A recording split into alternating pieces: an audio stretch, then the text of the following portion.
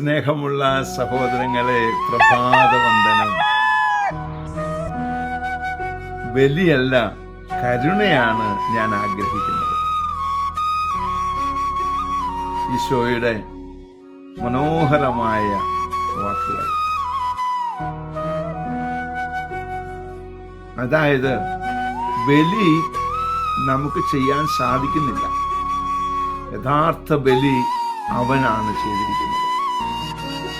നമ്മൾ ചെയ്യേണ്ടത് സത്യത്തിൽ കരുണയാണ്. ബലിയിൽ പങ്കുകൊള്ളരുത് എന്നല്ല പറയുന്നത്. നീ കരുണയില്ലാതെ ബലി അർപ്പിക്കുന്നവരാണോ നമ്മൾ? ചിന്തിക്കുക. കാരണം നമ്മൾ സാധാരണ മനുഷ്യരല്ല. ദൈവത്താൽ പ്രത്യേകം തിരഞ്ഞെടുക്കപ്പെട്ടവരാണ് നമ്മൾ.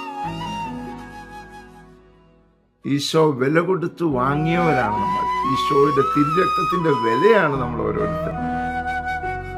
സാധാരണ മനുഷ്യരെ പോലെ ചെയ്യാൻ പറ്റുമോ നമുക്ക്? അതുകൊണ്ട് നമ്മൾ എന്താ ചെയ്യേണ്ടത്? എന്തെങ്കിലുമൊക്കെ വിപരീത സാഹചര്യങ്ങൾ നമ്മുടെ ഉള്ളിലേക്ക് വരും. മറ്റു പലരുടെയും കടന്നു വരും.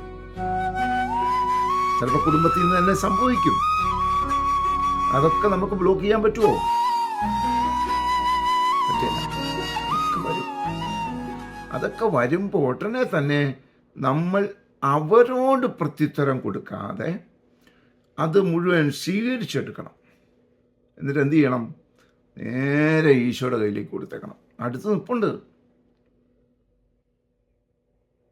ഈശോയെ, അവനത് പറഞ്ഞപ്പോൾ എനിക്ക് വിഷമം തോന്നി. ഈശോയെ, അവനത് പറഞ്ഞപ്പോൾ എനിക്ക് അരിശം തോന്നി.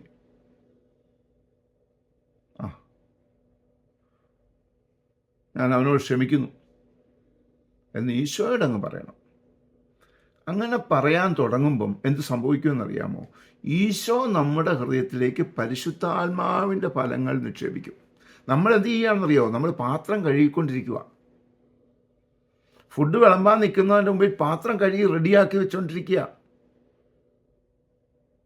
അവൻ ഫുഡ് വിളമ്പും, മെച്ചപ്പെട്ട ഭക്ഷണം വിളമ്പും, മേൽത്തരം ഗോതമ്പ് കൊണ്ടുള്ള ഭക്ഷണം വിളമ്പും. അപ്പോൾ എന്ത് ചെയ്യണം? നമുക്ക് ഷെയർ ചെയ്യാന്നേ. അങ്ങനെ ഷെയർ ചെയ്യുമ്പോൾ എന്ത് സംഭവിക്കുമെന്നറിയാമോ?